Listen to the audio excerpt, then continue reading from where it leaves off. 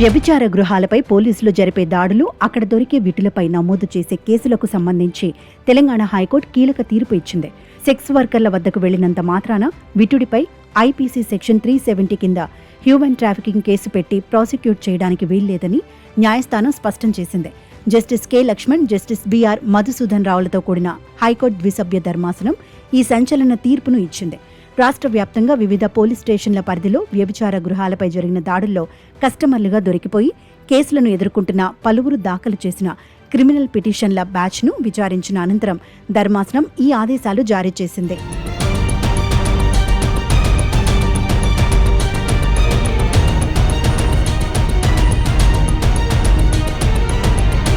మనుషులను అక్రమంగా రవాణా చేసే ముఠాలు, దళారులు, ఆ గృహాలను నిర్వహించే కేటుగాళ్లను శిక్షించటమే ఐపీసీ సెక్షన్ 370 ప్రధాన ఉద్దేశమని హైకోర్టు వివరించింది.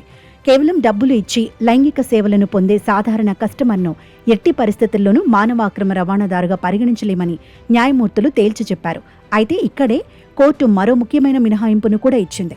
సదరు సెక్స్ వర్కర్ బలవంతంగా అక్రమ రవాణాకు గురైందని తెలిసి కూడా, లేదా ఆ విషయం నమ్మడానికి బలమైన కారణాలు ఉండి కూడా ఆమెను లైంగిక దాడికి పాల్పడినట్లు నిరూపితమైతే అప్పుడు ఆ కస్టమర్పై ఐపీసీ సెక్షన్ 370A కింద చట్టపరమైన చర్యలు తీసుకోవచ్చని పేర్కొంది.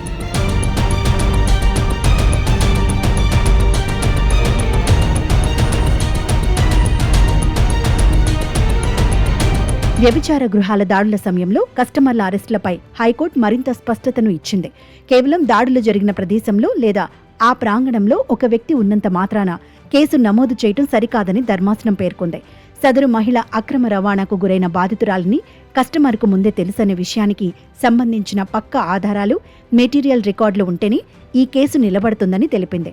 గతంలో సుప్రీంకోర్టు బుద్ధదేవ్ కర్మాస్కర్ కేసులో ఇచ్చిన చారిత్రాత్మక తీర్పును గుర్తు చేస్తూ ఇద్దరు వయోజనులు పరస్పర అంగీకారంతో వ్యభిచారంలో పాల్గొనటం చట్టవిరుద్ధం కాదని హైకోర్టు పునరుద్ఘాటించింది.